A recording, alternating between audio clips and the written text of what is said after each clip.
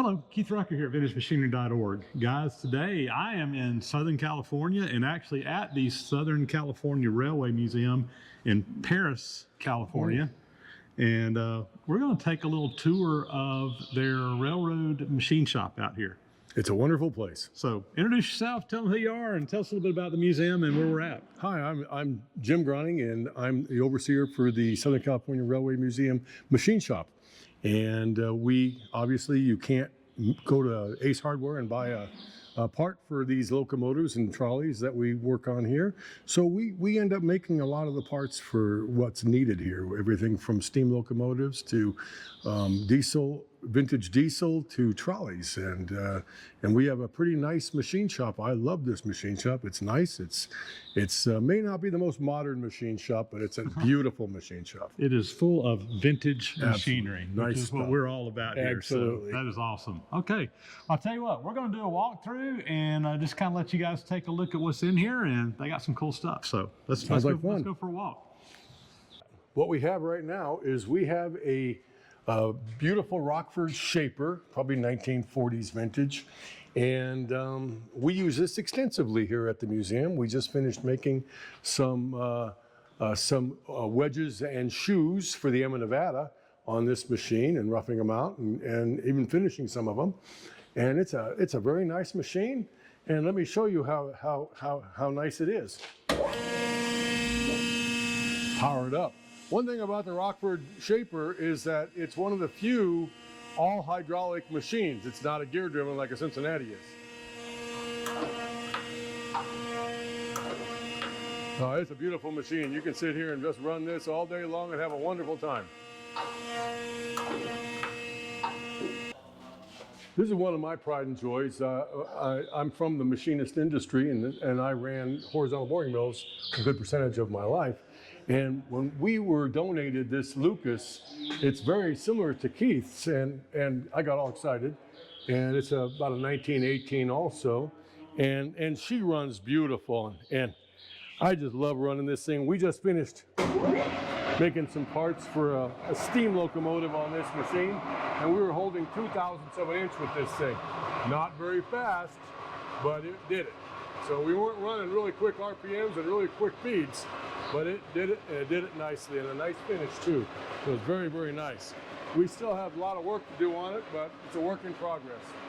Yeah, this is actually the same model as mine. It's a Model 31. Yes. And if you're saying, well, mine is taller, I have mine sitting up off the floor because of some clearance issues. There are some differences between this one and mine, and he doesn't have the clearance issues that I did on the bottom, so they can actually sit theirs on the floor. I would have had to drill a hole in my concrete floor to do it on mine, but yeah, this is pretty much the same model as mine, exactly. I was really happy we didn't have to drill holes in the floor. Yeah. This is our radial drill press that we use here. Comes in very handy. About 4 months ago, we had to make some parts that we were going to put it on a smaller drill press, and it would have taken us most of the day to do it. And we put it on here, and we were done within, gosh, maybe an hour or so, because it just cut right on through. So when we have something big, you know, we can use some serious drill power here and get things done. So this is a fun machine to use, but we're still working on this one too, getting things running, but this runs good. We've had a little bit of work on the oilers to do, but we're up and going, and it's going good.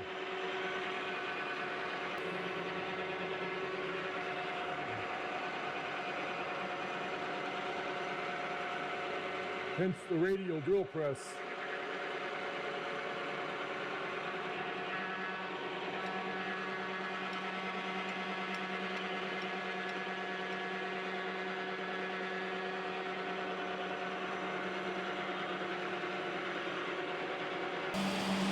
This is our number 4 horizontal Cincinnati. It was made in 1927. This is a universal horizontal mill, meaning that it rotates. The whole table will rotate, and you can then run with power feed at an angle, which is a very nice option. So when you have to make tapers and things like that on parts. The thing about 1927 horizontal mill made by Cincinnati is we're not running a 50 cat taper on this machine. We're running a number 15 Brown and Sharp taper, which is a lot different, and they're a little harder to come by, so we end up making all of our own tooling for this machine. We made all of our own arbors, and I know Keith has a video on how to do that, and it comes in very handy. So we make our own arbors for this, we make our own collet holders for this. So a lot of what we do, we get a job that comes in here that they need a part for a locomotive or a trolley. We look at the job, then we design and build the tooling so we can go ahead and do the job. So, but this machine runs beautiful, made in 1927, and in 1927 it was made for Los Angeles Metro and Transit, and it cost, let me see here, I think it was $9,000. Anyway, I know that this machine cost as much as 2 homes back in 1927 in dollars today. So figure what 2 houses cost today, that's what this cost in 1927 dollars. So it's kind of interesting, and we have it, and it still runs like fantastic. There's nothing better than American iron. This is one of our Bridgeports that we're rebuilding. It's just kind of we're freshening up. We're putting new bearings on the table and bushings and getting things kind of freshened up. It came from one of the local colleges here, and you see the Zerk fittings in the Bridgeports, and people figure, oh, pump it with grease. And so that's a no-no. That's supposed to be whey lube. And so the first thing you do is you take the whole table and everything off and you clean everything up. So we're rebuilding it now and putting all that, changing out and putting a one-shot pump on there. So that should be a lot nicer when we're finished on this machine. This is our #1 Cincinnati vertical mill. I believe it's probably a 1940s vintage, and it runs beautiful. It does need a little bit of tweaking here and there, but we've used this extensively, and but it's a good machine. It's one of the very rigid vertical machines that we have in the museum here, and it just kind of you can't beat a nice Cincinnati for anything. This is our 33-inch LeBlanc. Awesome machine. It came from LA Transit also, and we're getting ready to turn down some trolley wheels that we're going to be putting new tires on, and so that's the setup we're going to be doing on that. So it'll be a fun job to do, and the machine is a rigid machine. We have a taper attachment on it, and so we can do all sorts of things with this machine. Face plates and a lot of the accessories that we need for this. It's a beautiful machine. This is our 1906 Lodge and Shipley lathe. It's a long lathe in here, and we're in process right now. We've rebuilt the tailstock. We're redoing the cross slide now, and before long we're going to be putting some work into the headstock.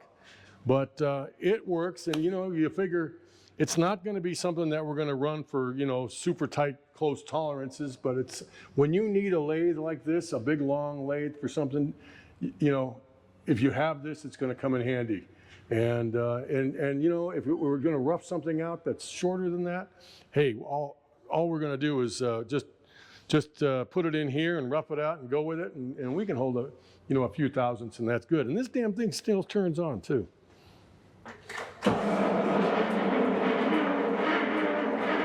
Kind of scary, but it works.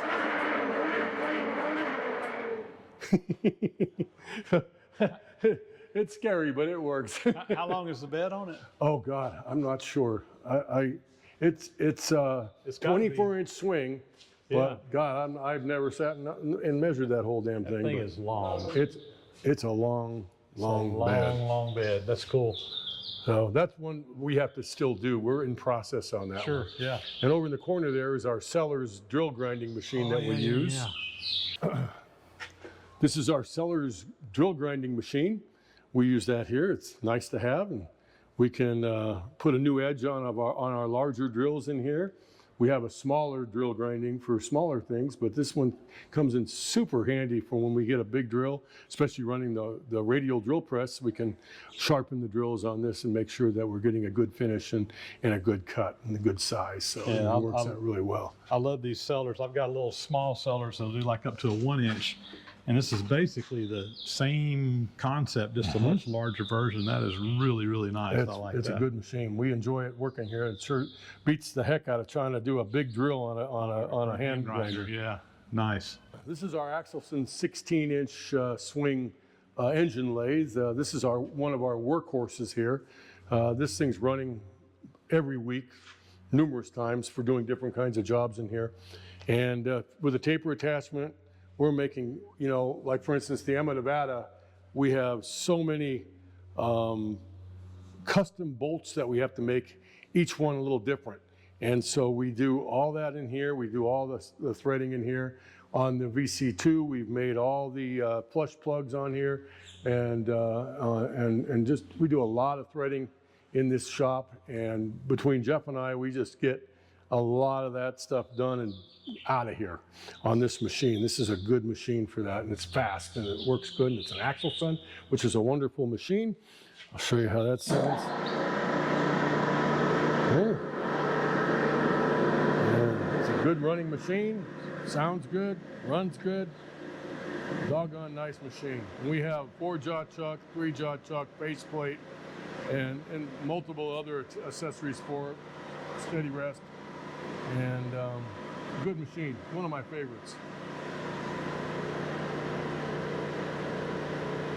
This is our workhorse Bridgeport. It's probably not the most beautiful machine in the shop, I'll tell you, but I'll tell you what, we're always on it. We're on it every single day that we're here. We're making parts for this thing, and we run this thing all the time, and it's a good running machine. And we've been kind of a stickler making sure nobody puts any grease in our Zerk fittings on this machine, so we're good to go. It's our Super Saver that comes in really handy too in this place. We're always making hex or something on making custom bolts or custom flush plugs with hexes on them. So we just stick it on there and whack it out. This is our Pratt & Whitney Jig Bore machine. It's a beautiful running machine. Here we have a boring head running on it. And this is the 2A Pratt & Whitney Jig Bore. We got the rotary table and the boring head. And thanks to Keith, we have a set of standards. And for those who are unfamiliar with standards on these machines, they instead of using dials on these machines like a normal mill or lathe would, we use these, and they have you have a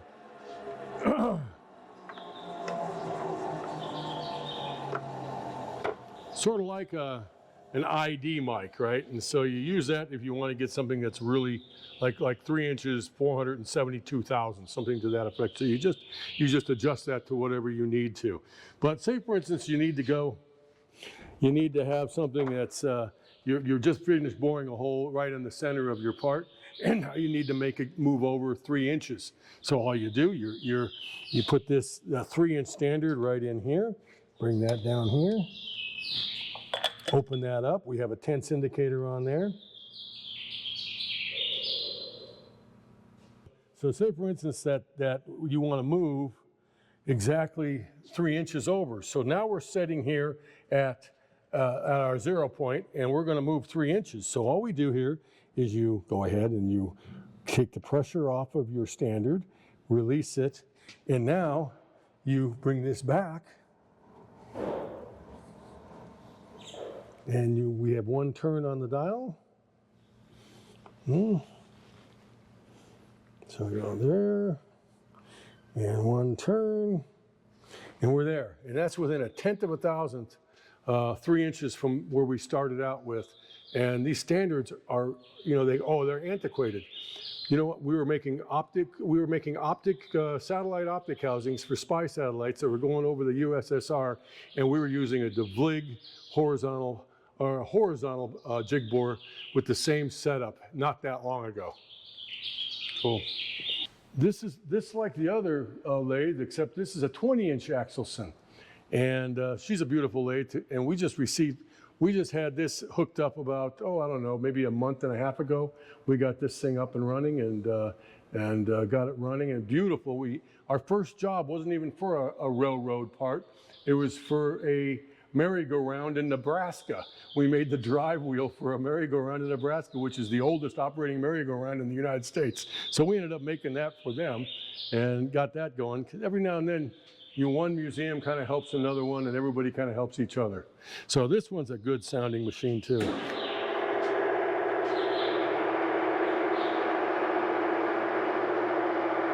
Well, I can barely see that move, but you get the idea. Huh? I have the same running speed as we were doing the drive wheel on the merry-go-round. And this one has a taper attachment like the other one does. But one thing this machine has that the other machine doesn't is we obtained the tool post grinder for this machine, which is going to be really nice for us since we do a lot of tooling in here all the time. Cool. So that'll be a lot of fun to have. So anyway, that's our Axelson 20-inch. This is our 12-inch South Bend lathe. This was recently donated to us this past year from Los Angeles County College. And it's a nice little machine. It runs beautifully. It's operating good. And we use this as a kind of a quick lathe to make some smaller parts in here. That a lot of times we're making parts for trolleys. Right now we're making some of the parts for the where you put the coin into the coin box, because they're restoring the coin box to original. So a lot of those coin boxes need parts, and there's smaller parts that you do on a lathe. So this is what we're used for that lathe. And this isn't a hardened chucker, but this is a very, very nice machine also. So it's wonderful making some of these smaller parts. There's been a gazillion parts made on these old South Bend lathes. Absolutely. And, a lot of these South Bends, they don't have hardened ways and they'll wear, but this one looks like it's hardly ever been used. It's in good shape. I mean, there's no ridge on that way at all. This machine is in awesome shape. That's great. I'm so glad. I'm so thankful that we were able to obtain it. And all they wanted was a receipt for it, and that's the best price in the world, huh? Yep. Oh, that was really, really nice. Show you do-all back there. Oh, this is our do-all bandsaw, our vertical bandsaw. And I'm not quite sure the age when this was made, but it comes in handy. We use it all the time in here for cutting up metal and plate and what have you. And we have another one over in the corner. And we also have a horizontal over here too. But this is probably our primary. And it's a good running machine. We have the welder on it and all that, so we have a bunch of blade, and we just put it on there and weld it up and make it to the length we need. This is our Lodge & Shipley shear that we use here for doing sheet metal and plate, light plate. This will actually do a 250 thousandths steel plate and shear it. It's pretty heavy duty. It's a nice machine. Lodge & Shipley made really good machines, and we were fortunate enough to get that in here. And you can hear this thing when it goes. It scares the heck out of you when you're running the Bridgeport behind you. Yeah. So when you put a plate on there, it really makes it going. Yeah. But you hear that thing, ping! Oh, big time, jump out of your skin. But it's a good, especially when you're capping small holes. Right. So anyway, this is our Lodge & Shipley on the shear, and then we have our bender here, and so we can bend sheet metal on this. And over here, we use this for putting radiuses in sheet metal. In fact, they were using this just a short time ago for some of the parts for the steam locomotive in here. And but these are all nice machines that we've been donated for in here and used for everything in here. So it's kind of nice. We're in process of getting a quality control area set up in here on our new to us surface plate. And we're always looking. And one of the things that we're looking for right now is a vertical turret lathe, like a bullard. So if any of you folks out there know of a bullard in the Southern California area, please let the Southern California Railway Museum Machine Shop know about it. And you can go on my Facebook, James Groning, on there, and you can put a message on that also. And if you'd like to see any of the things that we're doing here, feel free to come on there and check things out too. That'll be fine. And I think, all right, yeah. And if anybody does have a bullard, you can message me as well. I can connect you guys up. Emails are best for me. yep, excellent. My emails show up at the beginning of my videos, and my name pops up. You can send me a note there, or you can contact them. And so the museum, when's it open? Visitors? We're open all the time, except for, like, national type holidays, Christmas and things like that. But Thanksgiving and Christmas. But other times we're open, and we have the Thomas the Train comes out here in the fall, and with petting zoo and all kinds of food trucks, and have a wonderful time. And then we have Polar Express. Polar Express. Yeah. Thank you. We have the Polar Express that comes out here in the summer, in the wintertime, and people come for that all around, and that's a regular production. We have folks that are union actors and people that do all this. We're not the actors. It's not a bunch of us volunteer old parts that are running around inside this museum pretending we're Polar Express. All we do is run the train for them. But it's a really nice thing. They get hot chocolate and sing and dance and do all that. So it's a really nice setup. And then we have car shows. We have one of the best truck shows, I mean semi-trucks, that I've ever seen. We had just so many semi-trucks, and some of the trucks are flatbed trucks going back to 1915, and they look brand new. Wood spoke trucks that are just gorgeous. But we have a lot of special things. I've seen mariachi bands. We've had country western bands. We have a model train swap meet coming up. We have a Kansas City barbecue cook-off here. So we have a lot of stuff. We had a Civil War reenactment one year, and that was interesting while I was in here machining, and they blew off a cannon, let me tell you. But it's a fun place to come, and you got to come out. And if you do come by, please stop by the machine shop and say hi, and say you saw the museum on Keith Rucker's videos. Right. And thank you so much for spending time here with us at the Southern California Railway Museum.